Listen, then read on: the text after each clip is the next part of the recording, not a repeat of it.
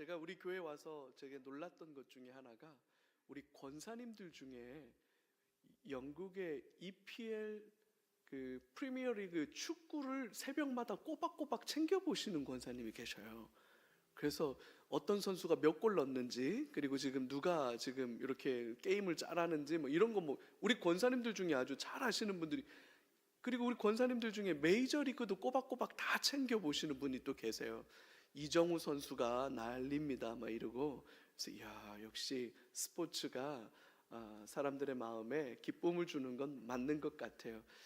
아마 우리 성도님들 중에도 야구 좋아해서 한 번씩 야구 경기장 다녀오시는 분들도 계실지도 모르겠습니다.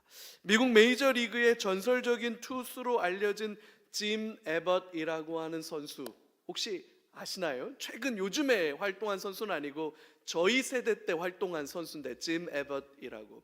사진을 좀 한번 보여주시겠습니까? 이 선수예요. 좀 다음 사진 한번 보여주시겠습니까? 이 선수가요, 선천적으로 오른손이 없는 상태로 태어났어요. 미국은 투수도 타자를 하거든요.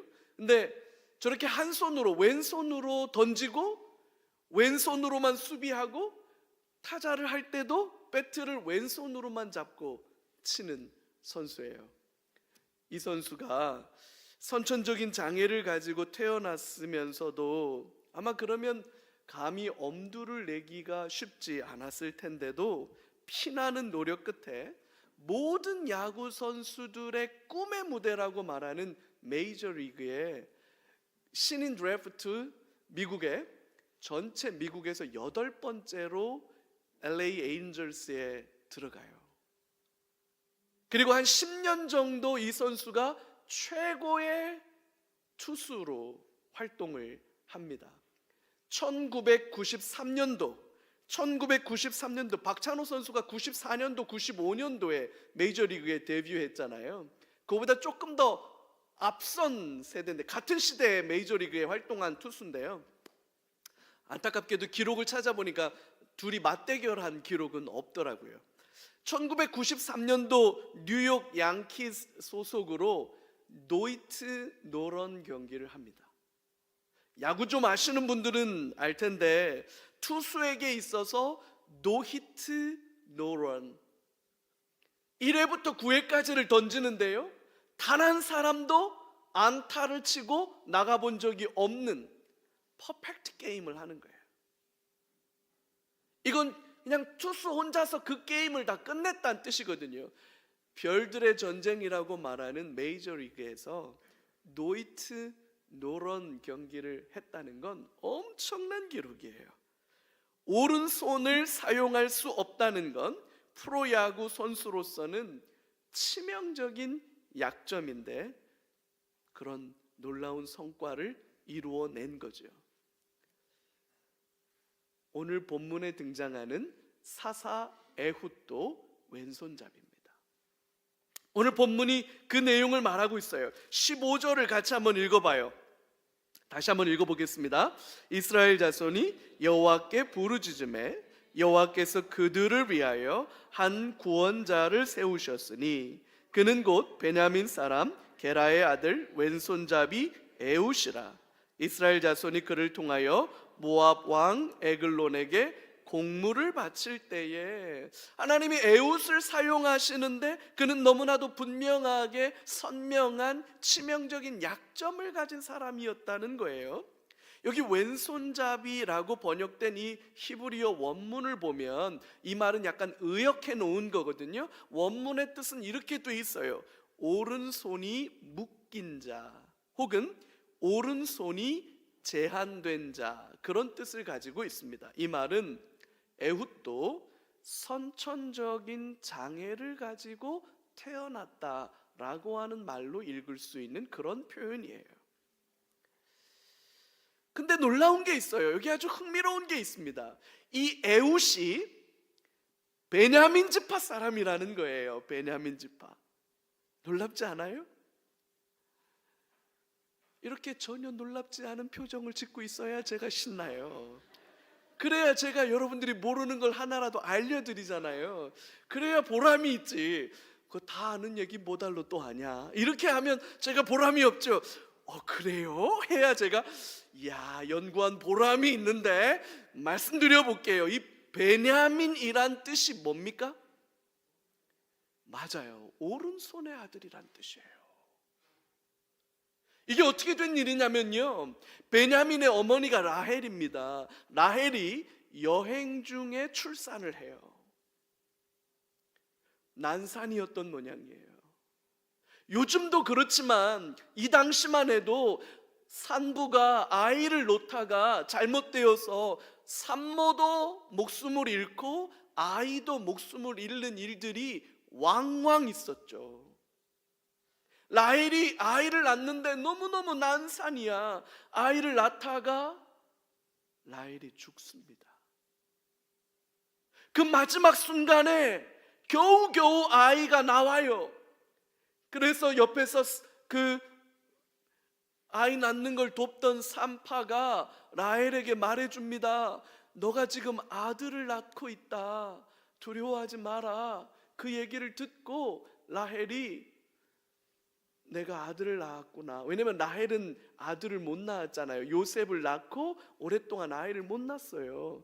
그러다가 지금 아들을 낳는다는 이야기를 듣고 너무 기뻤는데 사실 라헬은 지금 산고를 너무너무 고통스럽게 겪느라고 힘들었던 모양이에요. 그래서 아이의 이름을 베노니라고 지어주세요 라고 말합니다. 베노니라는 말은 슬픔의 아들, 고통의 아들이라는 뜻이에요. 그러니까 너무 난산이어서 힘들었던 모양이에요. 그래서 베노니라고 지어달라고 부탁을 하고 죽습니다. 아이 아버지가 사랑하는 아내를 잃고 얻은 아들이에요. 근데 이 아들을 베노니라고 이름을 지을 수 없어서 아이 아버지 야곱이 베냐민이라고 짓습니다. 벤야민, 오른손의 아들이란 뜻이에요. 그래서 베냐민이 나오는 거예요. 이 벤야민이라고 하면 이 오른손이라고 하는 것은 사람들에게 뭘 의미하냐면 능력을 말하고 유능함을 말해요. 힘을 말합니다.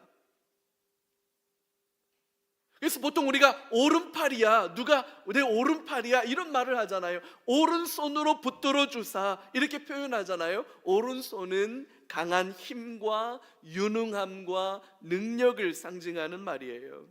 에웃은 오른손의 아들 베냐민 지파 사람이었지만 애석하게도 오른손을 사용할 수 없는 약한 사람, 무능한 사람, 한계와 약점이 너무나도 분명한 사람으로 태어났던 거예요. 물론 진짜 문제는 따로 있죠.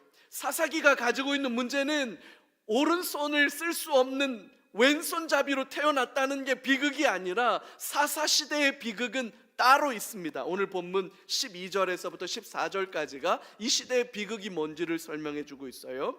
이스라엘 자손이 또 여호와의 목전에 악을 행하니라. 이스라엘 자손이 여호와의 목전에 악을 행함으로 여호와께서 모압 왕 에글론을 강성하게 하사 그들을 대적하게 하심에 에글론이 암몬과 아말렉 자손들을 모아 가지고 와서 이스라엘을 쳐서 종려나무 성읍을 점령한지라. 이에 이스라엘 자손이 모압 왕 에글론을 18해 동안 섬기니라.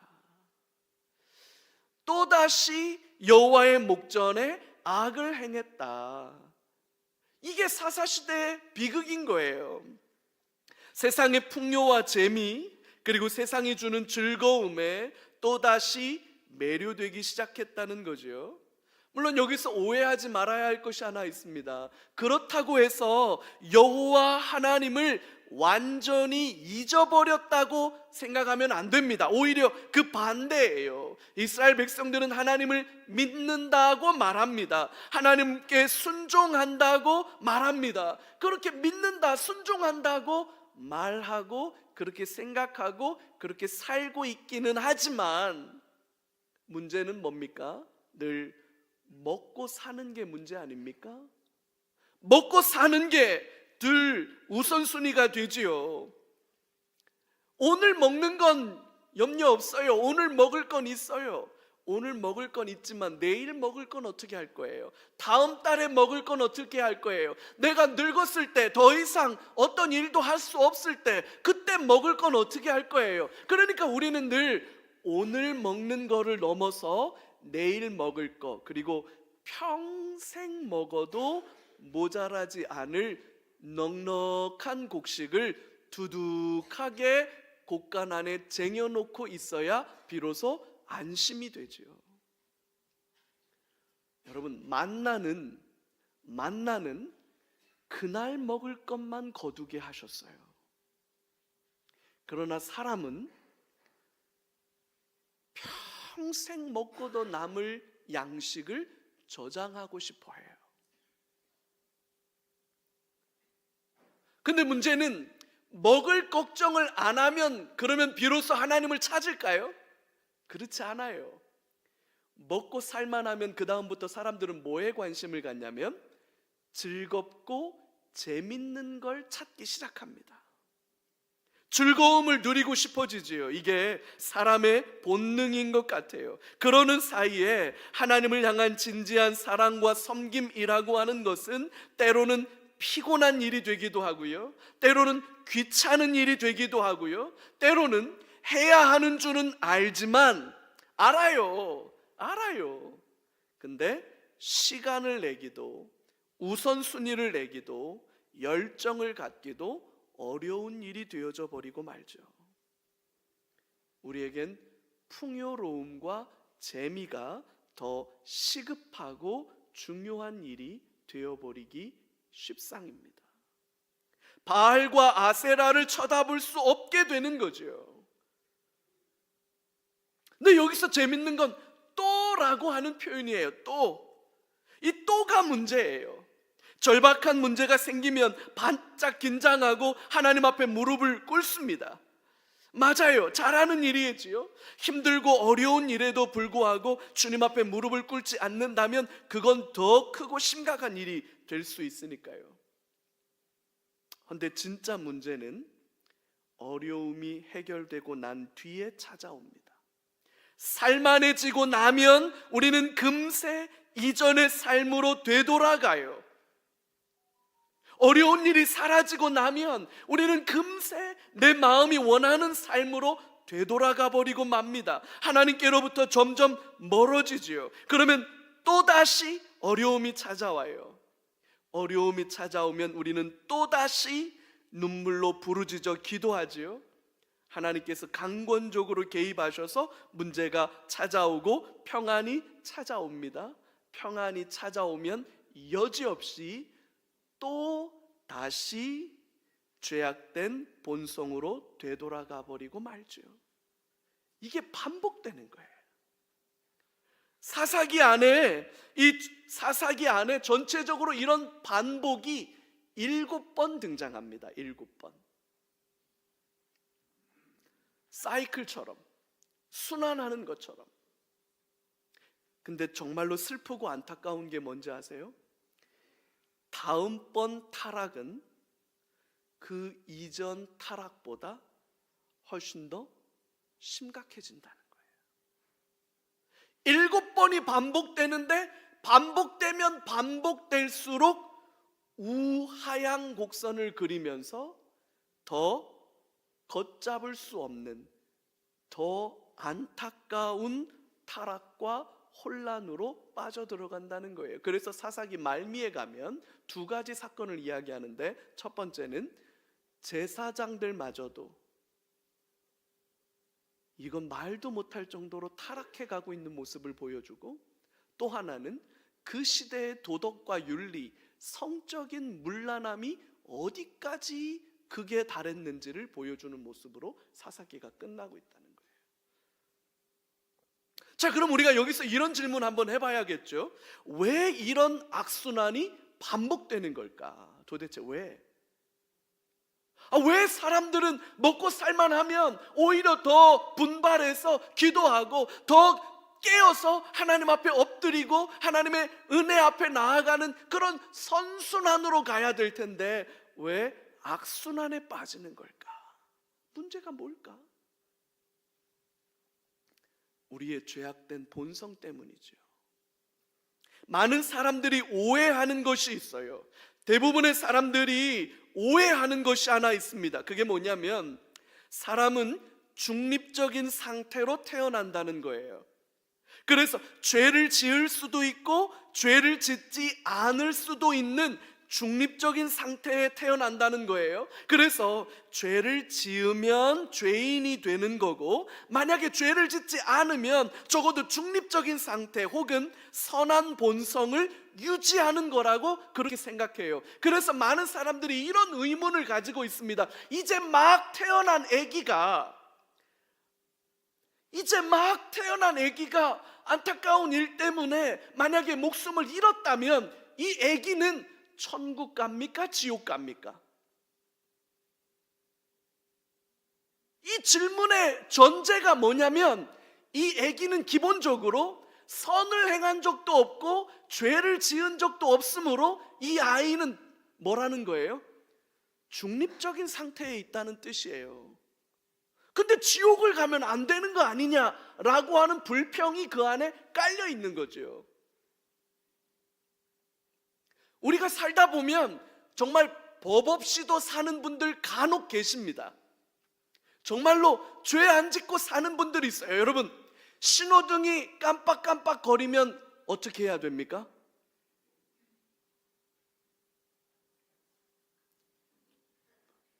왜 대답을 머뭇거리십니까? 여러분, 원래 파란불에서 노란불로 바뀌었으면 어떻게 해야 됩니까? 우리 다 알아요. 그건 더 빨리 가시오, 악셀 꽉 밟으시오, 뛰시오, 그런 사인이 아니에요. 멈추란 사인이에요. 우린 다 깜빡거리는구나, 뛰어, 노란불 들어왔구나, 밟아. 10km까지는 안 지켜. 40km, 30km 막 이럴 때 막 10km 바로 전까지. 그래야 우리가 마음이 평안하잖아요. 근데 간혹 깜빡깜빡거리면 서는 분들 계세요. 노란불에도 서는 분들 계세요. 누가 지켜보지 않아도 양심 지키는 분들 계세요. 여러분, 그렇게 법 없이도 사는 사람이 죽으면 천국 갑니까? 지옥 갑니까?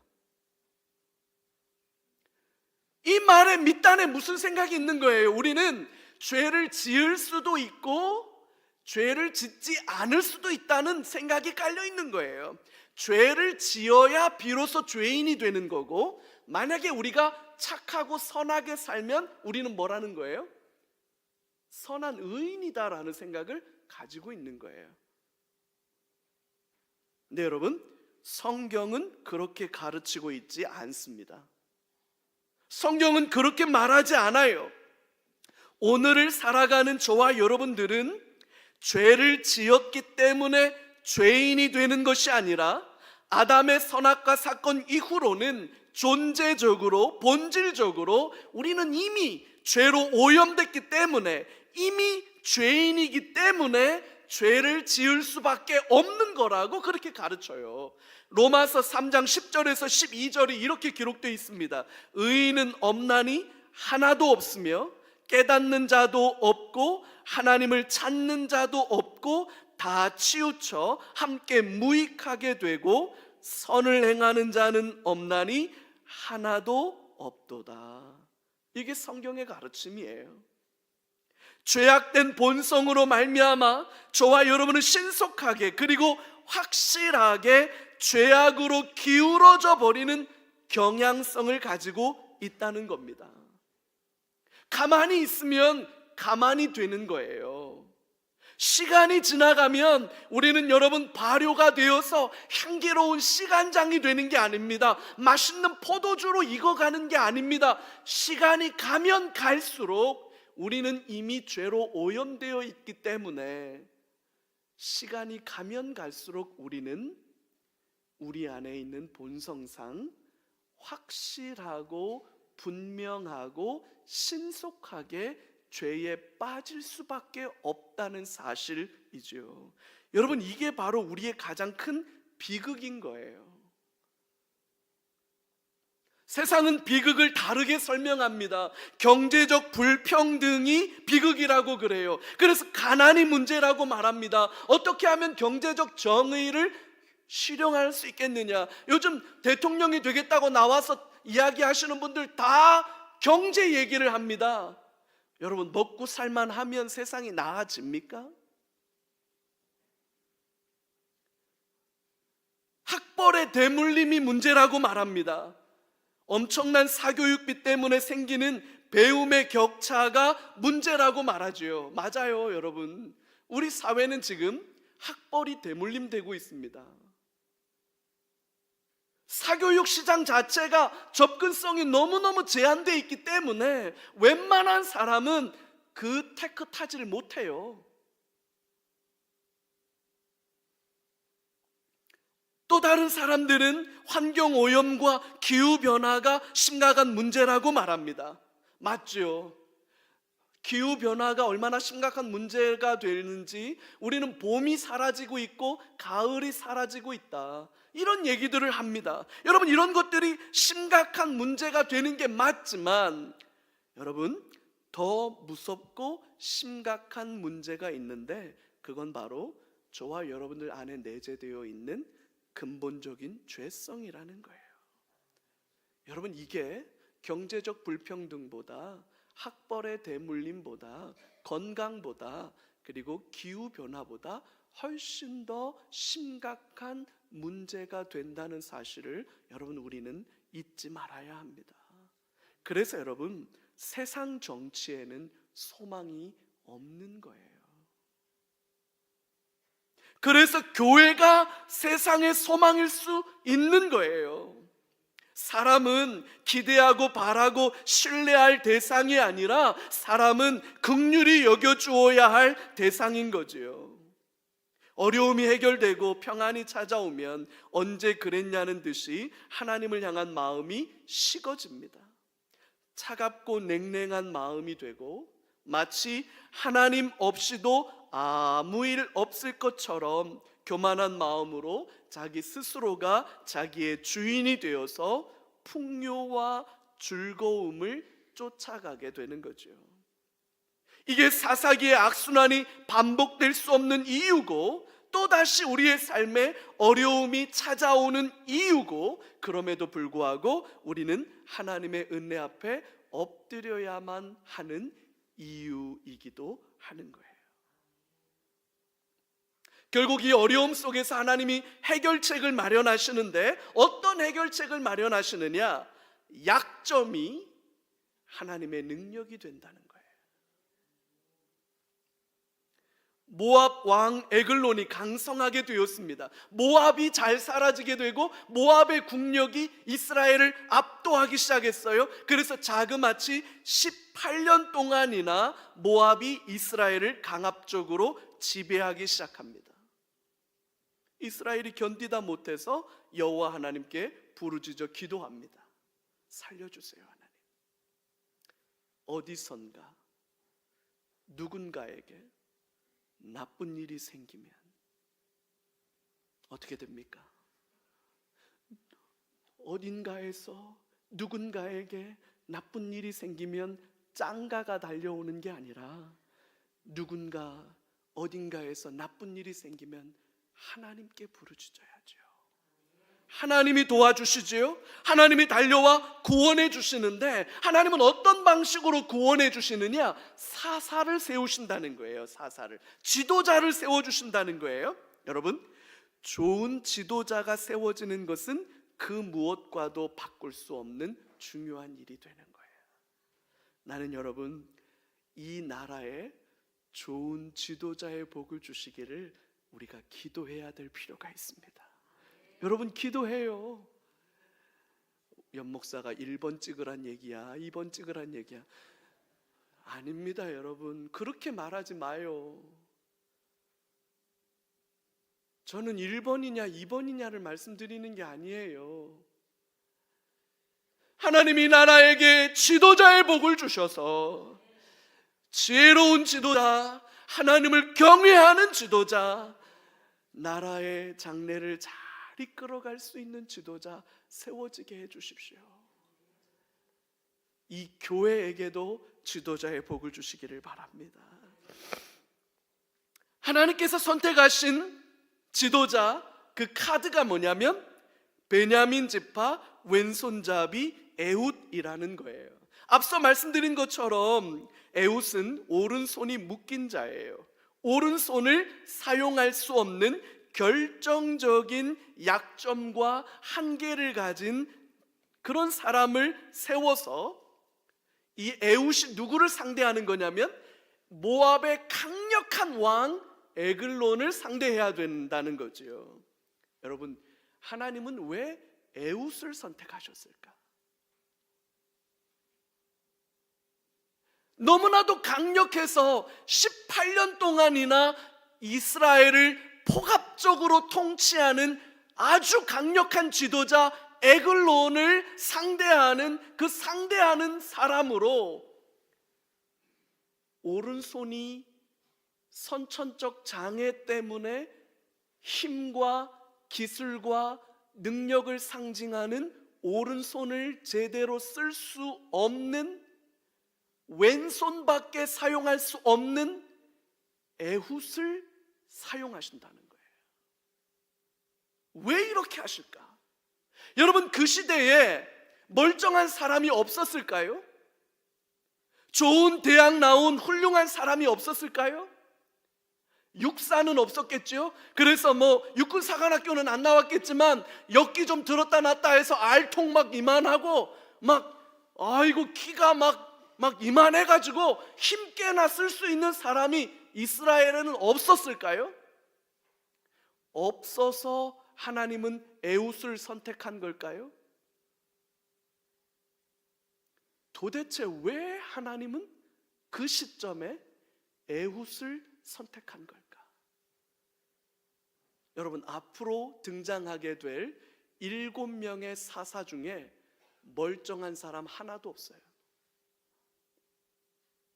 그래서 사사기를 영웅들의 이야기로 읽으면 사사기를 정말로 오해하는 거예요. 사사기는 영웅들의 이야기가 아니에요. 하나님의 인재 선발 기준이 뭐냐? 우리 그걸 한번 봐요. 고린도전서 1장 26절에서 29절이에요. 자, 우리 여러분 같이 한번 읽어봅시다. 시작. 형제들아, 너희를 부르심을 보라. 육체를 따라 지혜로운 자가 많지 아니하며 능한 자가 많지 아니하며 문벌 좋은 자가 많지 아니하도다. 그러나 하나님께서 세상에 미련한 것들을 택하사 지혜 있는 자들을 부끄럽게 하려 하시고 세상에 약한 것들을 택하사 강한 것들을 부끄럽게 하려 하시며 하나님께서 세상에 천한 것들과 멸시받는 것들과 없는 것들을 택하사 있는 것들을 폐하려 하시나니 이는 아무 육체도 하나님 앞에서 자랑하지 못하게 하려 하심이라. 할렐루야. 여러분, 바로 이거예요. 이 사건을 통해서 누가 진정한 이스라엘의 왕인지를 보여주려고 하시는 거죠. 오른손이 멀쩡해서 막 이두박근 삼두박근 막 식스팩 탁 장착하고 나와가지고 칼도 막 엄청 잘 쓰고 막시무스 같은 막 글래디에이터 나와가지고 막 다 무찌르고 호랑이도 무찌르고 막 이런 사람 나와가지고 이기면 누가 이긴 거예요? 그 사람이 이긴 거지. 그래서 하나님은 제일 못난 사람 뽑은 거예요. 제일 연약한 사람 뽑은 거예요.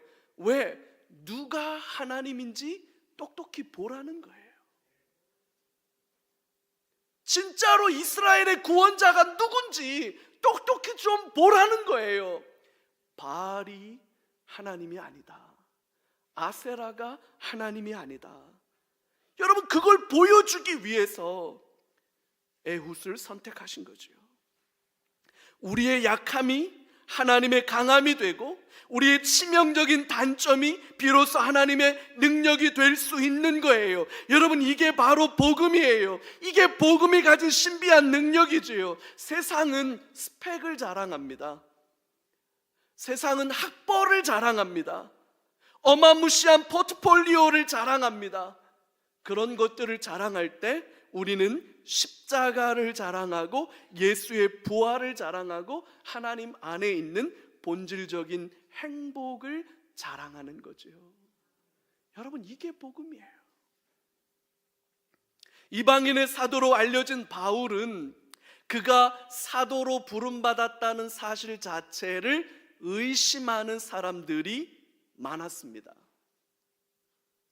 뒤에서 그냥 수군수군하는 정도가 아니라 대놓고 바울 사도 앞에서 당신은 사도가 아니지 않습니까? 라고 대놓고 공격하고 달라드는 사람들이 적지 않았어요. 그가 가진 질병 때문이었습니다. 눈에 질병이 있었다라고 보기도 하지만 대체적으로 그건 바울 사도가 가지고 있었던 간질이라는 질병 때문인 것으로 봅니다. 이 간질이라고 하는 질병이 어떤 거냐면 그 당시 사람들에게는 이게 천형이었어요. 하늘이 벌을 내리는 거다라고 생각했어요. 뿐만 아니라 이 간질이 발작이 되면 경련을 일으키고 굉장히 좀 이 발작 증세가 사람들의 시선에서는 굉장히 낯설고 어렵고 두려울 만한 모습이기 때문에 이게 귀신에 사로잡혀서 이런 질병을 앓는 거다라고 하는 생각을 가졌었습니다. 어찌되었든 예수님으로부터 특별하게 선택된 사도가 간질 때문에 때로는 너무나도 치명적인, 너무나도 안타까운 모습을 보인다면 그가 가지고 있는 너무나도 큰 약점인 거죠. 그는 사도가 아닐지도 모른다는 사람들의 의심을 확신으로 바꾸어 놓을 만큼 사도 바울의 치명적인 약점이자 한계로 작용했습니다. 그래서 바울 사도는 이거를 육체의 가시라고 표현해요. 육체의 가시라고. 얼마나 답답하고 죽을 것 같았는지 바울이 이 육체의 가시를 뽑아달라고, 이 질병을 고쳐달라고 결단하고 3번이나 하나님께 기도합니다. 하나님, 병을 고쳐주시든지 아니면 차라리 날 데려가시든지 아니면 사도직을 거두게 하시든지, 내가 어떻게 이 간질을 알아가면서 사람들에게 사도라고 말합니까? 3번이나 결단하고 기도해요. 하나님께서 그 바울의 기도에 뭐라고 응답하셨는지 아시죠? 고린도후서 12장 9절에 바울이 이렇게 고백합니다. 하나님께서 나에게 이르시기를 내 은혜가 너에게 족하다. 이는 내 능력이 약한 데서 온전하여짐이라 하신지라. 그러므로 도리어 크게 기뻐함으로 나의 여러 약한 것들에 대하여 자랑하리니 이는 그리스도의 능력이 내게 머물게 하려 합니다. 바울에게 하나님이 그렇게 말씀하시는 거예요. 그만해. 너에게 준 내 은혜가 충분해. 바울은 그렇게 말해요. 내가 사도인데 하나님, 내가 사도인데 어떻게 간질을 앓을 수가 있습니까? 차라리 날 데려가시든지 하나님은 이거 고쳐주시든지. 근데 하나님은 계속 말씀하세요. 그만해. 그게 충분해. 너가 그 약할 때에, 너가 혀 깨물고 죽고 싶은 심정일 때에, 도무지 창피하고 도무지 이것 때문에 내가 살 수가 없어서 숨조차 쉴 수가 없어요 하나님, 그렇게 말할 때 너가 약한 그때에 비로소 내 능력이 너의 안에서 역사하는 거야. 하나님은 그렇게 말씀하신다는 거예요. 이게 하나님께서 일하시는 방식이죠. 우리는 하나님께서 우리의 강점으로 일하기도 하시지요, 우리의 장점으로 일하기도 하시지요. 그러나 분명한 것 중에 하나는, 하나님은 저와 여러분들의 연약한 한계와 부족함을 통해서 일하기도 하신다는 거예요. 우리나라에 와서 사역했던 사무엘 무어라고 하는 선교사님이 계셔요. 그가 섬기던 교회에 백정 출신인 박성춘이라는 분이 출석하기 시작합니다. 아들 때문에 예수님 믿게 됐는데 예수님을 믿고 세례를 받고 성도가 돼요. 근데 신분제 사회였던 조선 후기에 백정은 너무나도 천하고 천한 사람이었어요. 그래서 나는 도무지 백정과 한자리에서 예배 드릴 수 없습니다 라고 말하면서 이 박성춘이라는 분이 세례를 받고 예배를 드리기 시작하자 양반들이 교회를 떠납니다. 난 백정하고 한자리에 앉아서는 예배 못 드린다고. 대단하죠. 그 정도였어요. 그래서 양반 성도들이 교회를 떠나요. 그럼에도 불구하고 사무엘 무어 선교사는 타협하지 않습니다. 박성춘이라는 분도 그게 자기의 치명적인 한계잖아요. 백정이라는 이 신분의 한계가 어디 가도 이 백정은 면할 수가 없는데 나 때문에 성도들이 죄에 떠난다고 하는데 얼마나 낙심이 되고 그게 좌절이 되겠어요. 박성춘이라는 분도 좌절하고 낙심하지 않습니다. 이분도 분발해서 오히려 더 많이 전도해요. 놀라운 건 이분 때문에 무려 132명의 백정이 예수님을 믿게 됩니다. 훗날 이 박성춘이라는 분은 우리 합동교단, 우리 교회가 소속되어져 있는 대한예수교 장로회 합동교단의 모교회로 여겨지는 승동교회에 한국인으로서는 처음으로 장로가 됩니다. 그 교회 한국인, 그러니까 그 교회에서 임직된 장로 첫 번째는 미국 사람이었어요. 미국 사람이 장로로 임직되고 두 번째 임직식을 하는데 1911년에 2명의 장로가 선출되는데 이 박성춘이라는 분이 장로로 선출이 돼요. 한국인으로는 처음으로. 3년 뒤에 또다시 장로가 선출이 되는데 그때는 이재형이라는 분이 선출이 되는데 이분은 누구냐면 사실은 이 철종하고 연결되어 있는 분인데 고종보다 왕위 계승 서열이 더 앞선 분이었어요. 근데 이 철종이 후사 없이 죽고 난 뒤에 신하들이 자기네들이 마음대로 할 수 있는 그 말 잘 듣는 바보 같은 왕을 세우겠다고 흥선대원군을 꼬셔가지고 고종을 즉위시키지요. 그것 때문에 왕이 못 됐던 분이에요. 이분이 3년 뒤에 그 교회에 승동교회의 장로가 됩니다. 그래서 여러분 한 교회에 백정 출신 장로와 왕족 출신 장로가 함께 교회를 섬겨요.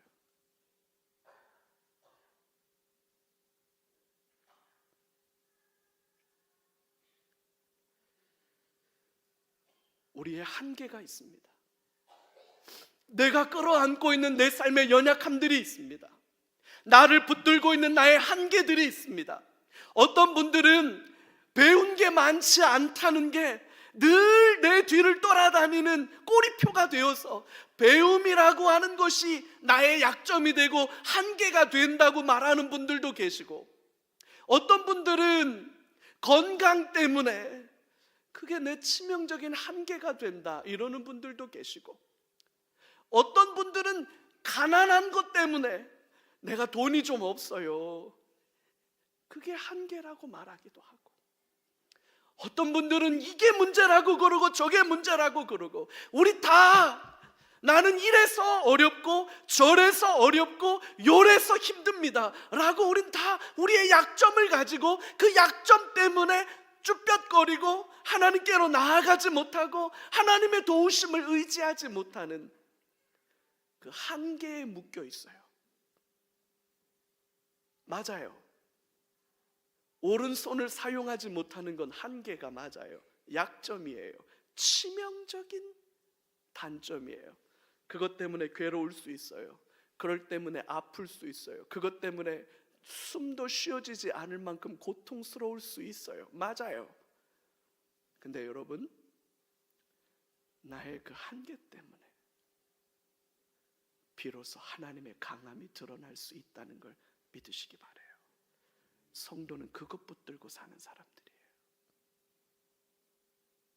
나의 잘남과 나의 강함이 아니라 나의 한계와 나의 약점이,